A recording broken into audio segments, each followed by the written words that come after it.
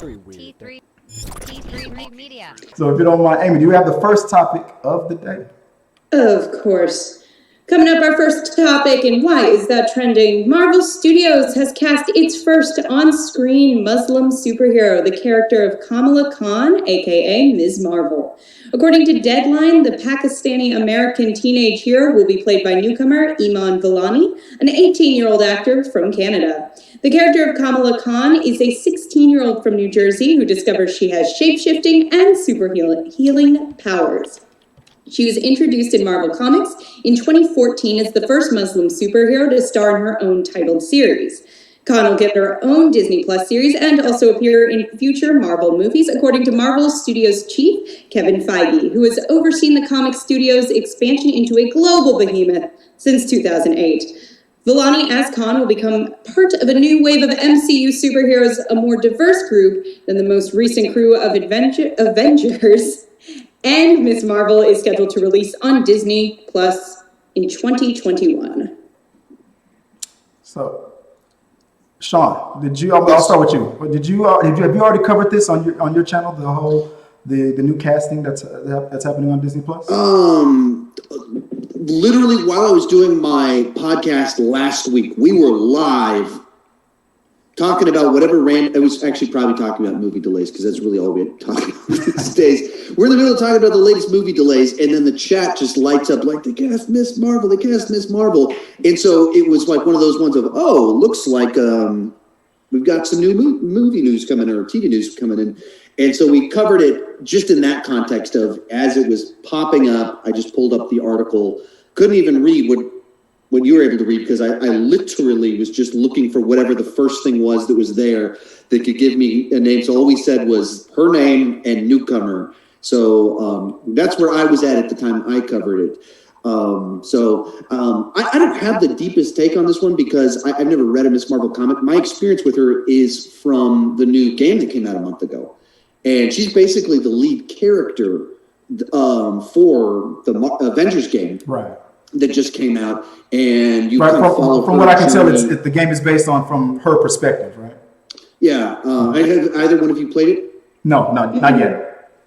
Yeah. So like, there's this prologue at the beginning about this Avengers event that she's been invited to, and so she just kind of meets the Avengers, and then everything goes bananas. Stuff happens, and then there's a time jump forward, and she's gotten her powers, and so you kind of follow her on this adventure where she is kind of responsible for pulling the gang back together again because the Avengers broke up. She pulls them back together. So she's kind of the point of view character as well as kind of the person that causes the plot to happen. So in that regard, she's very much the lead character for it. And the main one that you play at the start of the game, for the first third of the game, it's very heavily her.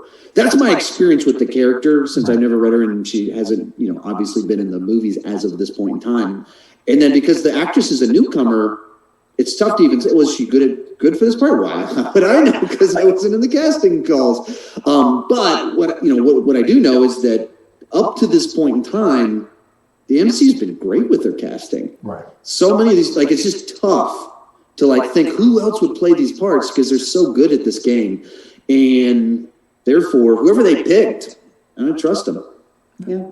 I know. And I was excited to see a newcomer get cast. To me, that's one of the most exciting things with, especially, stuff like this where you can start branching out and start throwing more people, more characters, more newcomers into the mix. And it's so fun to check out something that has that name brand behind it. So, people are going to watch it and you get to go, I've never seen this actress before. She's a delight. I get so sick of feeling like I know what that actor's going to do in that movie. Yeah. They do the same thing every time. So right. I trust them. That's what it drives me a little bit crazy when, there's obviously comic book movies are the most popular genre right now. Right. And so they're always looking to cast these new roles. And, we're always, if one Batman stops, we're going to get a new Batman. And immediately people look to this same list of the same 20 actors and actresses. And so, who should be whether it's comic book or even James Bond, who should be the new James Bond? What should be Tom Hardy, Tom Hiddleston, Tom Holland? I mean, it's like we're literally going down a list of people in Marvel comic book movies with the same first name and an H last name. Ooh, are the Tom's the new Chris's? Is that where Yeah, this is? apparently. It feels like it, yeah. Yeah, for Americans we have Chris's, and then for England they've got Tom's. And am I the only one that's along with Jason Statham as Bond? Am I along there? That's just me. I'm sorry. Few people say the name. He's over 50 though, so Yeah. that's a total joke on my part. Start, but then again, I've seen him with his shirt off recently. He's doing fine with the aging process. Right. But yeah, so I like it when we get. I want to see the actor. I want to see the character. I don't want to see the movie star, right? Or the actress. Or like I want to see that part. And I think back. Growing up, I only knew Superman as Superman. That like he was just so embodied. Christopher Reeve so embodied Superman. And then we get to current era. They cast Ben Affleck, jumbo movie star, as Batman. And I didn't have big issues with his performance. I thought he did a good job. I thought a lot of things I liked about it. But Ben Affleck so overshadowed one of the most iconic characters. And I just want to see the character. And then even now, Edward Cullen is Batman. But when we see Miss Marvel, we're just going to see Miss Marvel. There's none of those games. That's a good point. I didn't.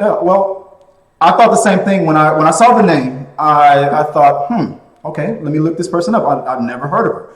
I looked her up in IMDb. Nothing there. I thought that there would be something like maybe in something in Canada. I was about to say in Canada, but it was. I'm sure she has a lot of local projects and things. I just could not find anything online, so I'm going in fresh. Just like you, I'm in the same boat. I don't know much about Ms. Marvel. Few cartoons here and there. I am planning on getting that game to learn a little bit more about her. I never bought a comic book. I used to be a collector. So I'm just wondering how it's going to be received since how the whole Captain Marvel thing happened. I mean, this is the whole namesake thing. She's using her name because Captain Marvel is her favorite Avenger. And you know how everybody was kind of mixed on Brie Larson and the whole Brie Larson thing, right?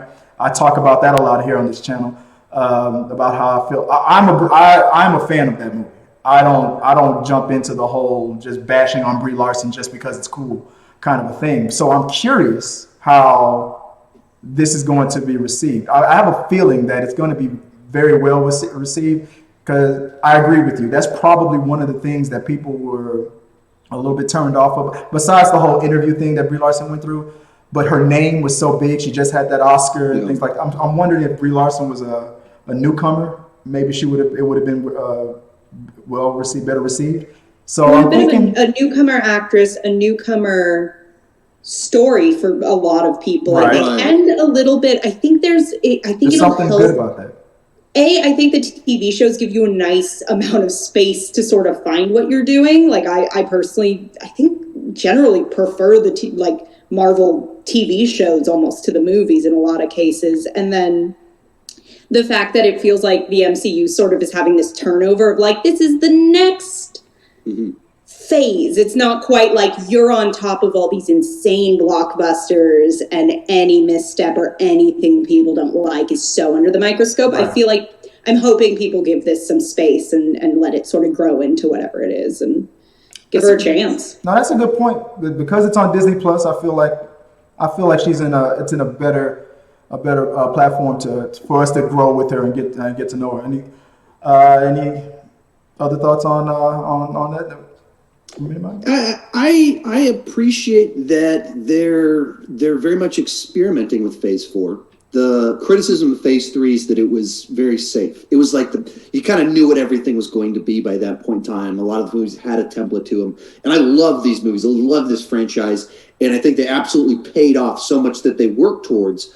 But there was a certain familiarity to it. There was a lot of sequels in there, fourth movies and third movies and stuff like that. And so then you look at this phase, and it kind of is a lot more like Phase 1, where it's what's going to happen. Characters, like what the Eternals. What is the Eternals? Miss Marvel. Who is this? And then going to TV, and there's some safer bets in there. There's some stuff I'm not crazy about them doing Loki and stuff like that, but that we're getting that when they're doing new characters and new things, those are the experiments that I'm happy that we're getting at this point in time. Oh, absolutely. Question is, guys, what do you guys think about it? Let us know. Put it in the box below, and maybe we will talk about this some more on We Got Your Mail.